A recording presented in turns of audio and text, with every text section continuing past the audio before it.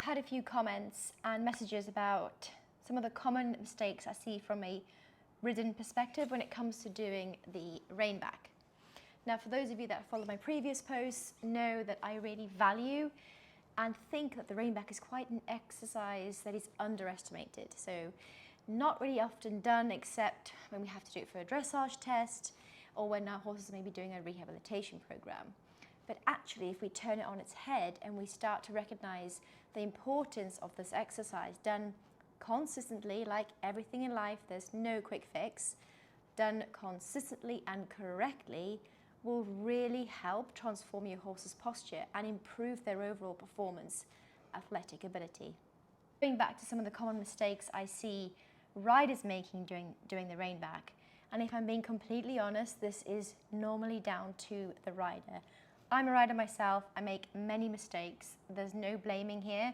However, we do have to take full responsibility for our actions and the pressures that we ask our horses to do. I often see horses that are struggling to rein back, so riders then apply more force through the reins and through their hands, which often ends up with the horse really elevating their head and neck, and you can almost see their back do this shape, this concave shape, and that is absolutely not what we want in any frame or any form when it comes to training our horses. However, especially when it comes to the rein back, when horses elevate their head and neck really high above the vertical and concave their back to a point of their core being disengaged and completely downward, that puts a lot of pressure on the spine, in particular the spinous processes, which can cause impingement and, depending on your horse's posture, can be really, really uncomfortable for them. So if your horse is doing this, please don't apply more pressure with the rein. Strip it back, take the rider off, take all the tack off, and let's go back to basics from the ground. Another common mistake I see is when horses are reining back, the head and neck are in quite a neutral position, which is great. You can see the core is engaged and you can see that the back is lifting. However, they really are swinging their quarters right and swinging their quarters left. Now, sometimes this is not a problem. Sometimes it could be just due to where you are positioned in the arena, and your horse might be, because they are aware of their surrounding, their spatial awareness, they could be avoiding a certain object. However, and this is why it is so important to maybe film yourself doing it, is if your horse is consistently going to one direction, even if you're placing a pole down or if you're against the fence line, maybe there's something going on.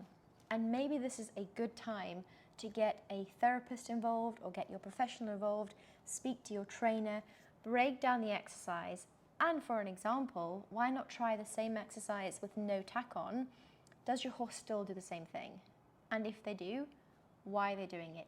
It is our responsibility to find out why they are doing or why they're showing a particular behavior or they're displaying a certain movement. For those of you that are interested in understanding more about your horse's behavior, Sue Dyson has a fantastic paper that's been published on called the Equine Ethogram, and she has really gone into detail and actually scored it as well in terms of, say, if your horse is showing a particular face, then that could mean this pain. So I really would look into that paper more detailed. It is really great, and it just makes me really happy to see that we are really focusing on a horse's behavior, because how else can they communicate with us? They can't speak our language and we can't speak their language, which is all about, for us, verbal communication, but for horses and animals, it's body language. So the more we tune in and focus on their body language, the better understanding we have, and then overall the better chance we have of improving not only our relationship with them, but also their way of going.